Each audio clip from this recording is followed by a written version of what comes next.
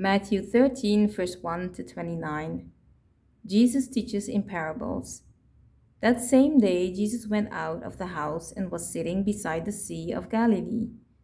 But such large crowds gathered around him that he got into a boat and sat there, positioning himself as a teacher, while the whole crowd stood on the shore. He told them many things in parables, saying, "Listen carefully. A sower went out to sow, and as he sowed, some seed fell beside the road, and the birds came and ate it. Other seed fell on rocky ground where they did not have much soil, and at once they sprang up because they had no depth of soil. But when the sun rose, they were scorched, and because they had no root, they withered away. Other seed fell among thorns, and thorns came up and choked them out. Other seed fell on good soil and yielded grain, some 100 times as much, some 60, and some 30.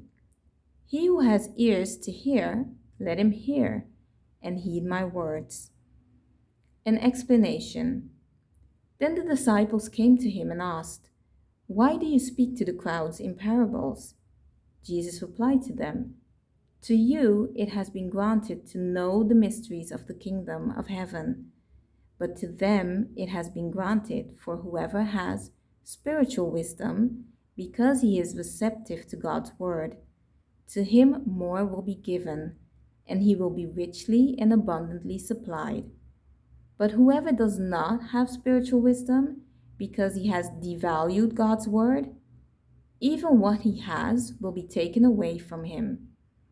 This is the reason I speak to the crowds in parables, because while having the power of seeing, they do not see, and while having the power of hearing, they do not hear, nor do they understand and grasp spiritual things.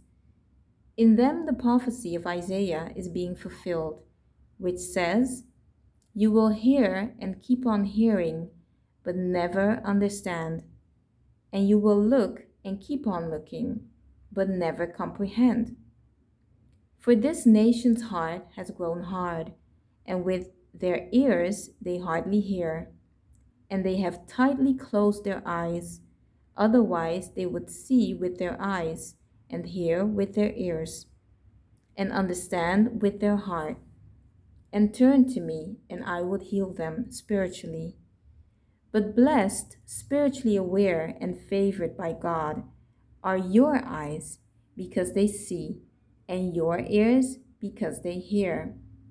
I assure you, and most solemnly say to you, many prophets and righteous men who were honorable and in right standing with God longed to see what you see, and did not see it, and to hear what you hear, and did not hear it." The sower explained. Listen then to the meaning of the parable of the sower. When anyone hears the word of the kingdom regarding salvation and does not understand and grasp it, the evil one comes and snatches it away what was sown in his heart. This is the one on whom seed was sown beside the road. The one on whom seed was sown on rocky ground, this is the one who hears the word and at once welcomes it with joy. Yet he has no substantial root in himself, but is only temporary, and when pressure or persecution comes because of the word, immediately he stumbles and falls away, abandoning the one who is the source of salvation. And the one on whom seed has sown among thorns, this is the one who hears the word. But the worries and distractions of the world and the deceitfulness, the superficial pleasures and delight of riches choke the word, and it yields no fruit. And the one on whom seed was sown on the good soil, this is the one who hears the word and understands and grasps it. He indeed bears fruit and yields, some 100 times as much as was sown, some 60 times as much, and some 30. Weeds among wheat. Jesus gave them another parable to consider, saying, "The kingdom of heaven is like a man who sowed good seed in his field. But while his men were sleeping, his enemy came and sowed weeds, resembling wheat, among the wheat, and went away. So when the plant sprouted and formed grain, the weeds appeared also.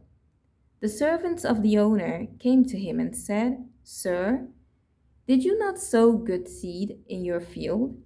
Then how does it have weeds in it?' He replied to them, 'An enemy has done this.' The servants asked him, 'Then do you want us to go and pull them out?'